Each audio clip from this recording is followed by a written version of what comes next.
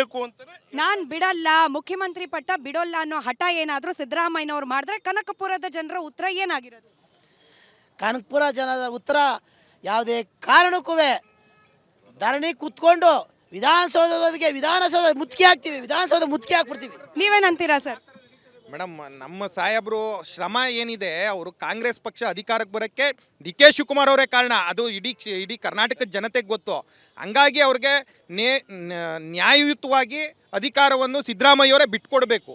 ಏನಂತ ಇನ್ನೊಂದು 2 ವರ್ಷ ಡಿ.ಕೆ. ಶಿವಕುಮಾರ್ ಅವರು ಮುಖ್ಯಮಂತ್ರಿ ಆಗಲಿ ಅಂತ ಅವರೇ ಬಿಟ್ಕೊಡ್ಬೇಕು ಹೊರತು ಅದನ್ನು ಯಾರೂ ಕಿತ್ಕೊಳ್ಳೋಕ್ಕಾಗಲ್ಲ. ಅವ್ರು ಬಿಟ್ಕೊಡ್ತಾರೆ ಅಂತ ನಮ್ಗೆ ನಂಬಿಕೆ ಇದೆ ಮೇಡಮ್. ತ್ಯಾಗದ ಬಗ್ಗೆ ಮಾತನಾಡ್ತಾರೆ ಡಿ.ಕೆ. ಶಿವಕುಮಾರ್ ಅವರು. ಸಂಘಟನೆ ಮಾಡಿದ್ದೀವಿ, ಫಲ ದೇವರಿಚ್ಛೆ ಅನ್ನೋ ರೀತಿಯಲ್ಲಿ ಮಾತನಾಡ್ಬಿಡ್ತಾರೆ.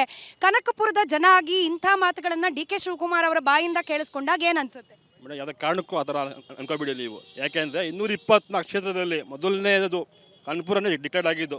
ಒಂದಷ್ಟು ಚಿಲ್ಡ್ರೆ ಇಡಲಿ ನೀವು ಅರ್ಥ ಮಾಡ್ಕೊಳ್ಳೋದನ್ನ ಫಸ್ಟ್ ನೀವು. ಯಾಕೆಂದರೆ 224 ಕ್ಷೇತ್ರದಲ್ಲಿ ಒಂದಷ್ಟು ಕೊಟ್ಟವ್ರೆ ಅಂತಂದರೆ ಬೇರೆ ಕ್ಷೇತ್ರಕ್ಕೂ ಇವರು ಎಷ್ಟು ಕೆಲಸ ಮಾಡವ್ರೆ ಅನ್ನೋದನ್ನ ಇಡೀ ಕರ್ನಾಟಕ ಗಮನಿಸ್ತಾವ್ರೆ. ಅದರಿಂದ ಅವ್ರನ್ನ ಮುಖ್ಯಮಂತ್ರಿ ಮಾಡಲೇಬೇಕು. ಮುಂದಿನ ದಿನಗಳಲ್ಲಿ ಕಾಂಗ್ರೆಸ್ ಉಳಿಬೇಕು ಅಂತಂದರೆ, ಬೆಳಿಬೇಕು ಅಂತಂದರೆ ಶಿವಕುಮಾರ್ನ ಮುಖ್ಯಮಂತ್ರಿ ಮಾಡಲೇಬೇಕು ಕೇಳ್ಕೊತೀವಿ.